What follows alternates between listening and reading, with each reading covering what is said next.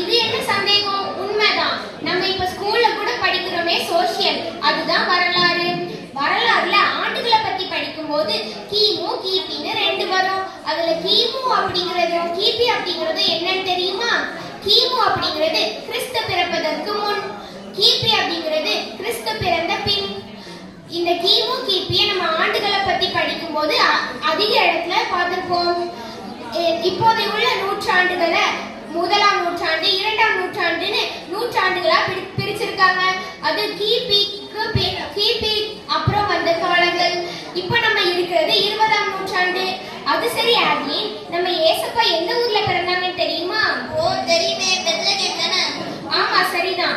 Bethlehem ஆனது அப்போ யூதேயா நாட்டுல இருந்ததா சொல்றாங்க. இப்போ பாலஸ்தீன தேசத்துல நம்ம காலகட்டத்துல இருக்கு. இப்போ நிறைய கிறிஸ்தவர்கள் அங்க ஆன்மீக பயணமா சென்று